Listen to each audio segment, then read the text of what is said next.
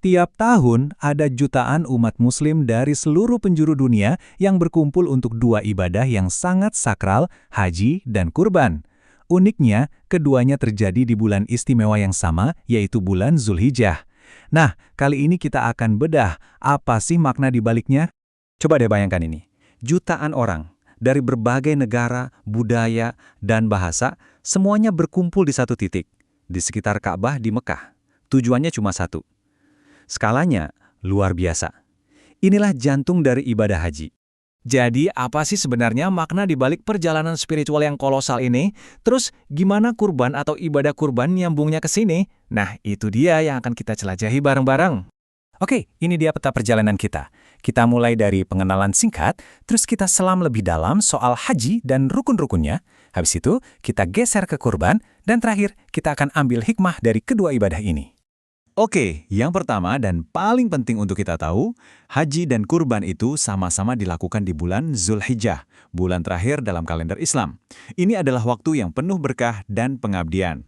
Sekarang, yuk kita fokus dulu ke haji. Sebenarnya ibadah ini tuh apa sih? Dan siapa aja yang wajib menjalankannya? Simpelnya gini, haji itu adalah sebuah perjalanan spiritual ke jantung dunia Islam.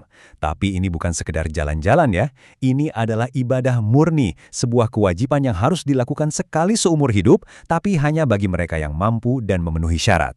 Lantas siapa yang wajib berhaji? Nah, ada 5 syarat utamanya.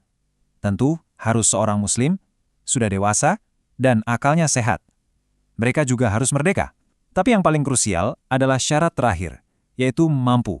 Artinya, punya kecukupan finansial dan juga kesehatan fisik untuk menempuh perjalanan suci ini. Kesiapan ini penting banget.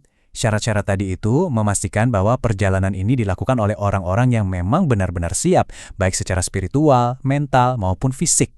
Oke, kita udah tahu siapa yang wajib haji, sekarang kita bahas bagaimana cara melakukannya. Inilah yang disebut rukun haji. Serangkaian ritual inti yang harus banget dilakukan supaya hajinya sah. Kalau kelewat satu aja, hajinya bisa jadi nggak sempurna. Perjalanan haji ini punya 6 pilar utama. Dimulai dari ihram, yaitu saat kita masuk ke keadaan suci, lalu lanjut ke wukuf, tawaf, mengelilingi Ka'bah, sa'i, dan tahalul atau potong rambut. Nah, kunci dari semuanya, tertib. Semuanya harus dilakukan sesuai urutan. Nah, ini dia, wukuf di Arafah. Ini sering disebut sebagai puncaknya ibadah haji. Satu hari di mana jutaan jiwa berkumpul di satu tempat, berdoa dan memohon ampunan. Sebuah momen spiritual yang, luar biasa kuat dan dalam. Rukun lain yang penuh makna itu sa'i. Di sini, para jemaah berlari-lari kecil antara Bukit Safa dan Marwah. Ini untuk mengenang perjuangan Hajar, istri Nabi Ibrahim, saat beliau dengan putus asa mencari air untuk putranya, Ismail. Selain rukun, ada juga bagian-bagian wajib lainnya, seperti melontar jumrah. Ini adalah tindakan simbolis melempar batu ke pilar yang melambangkan setan.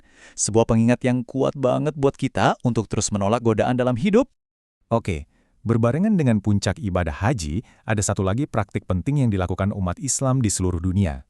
Kurban, atau yang kita kenal sebagai ibadah kurban. Jadi, kurban itu apa sih?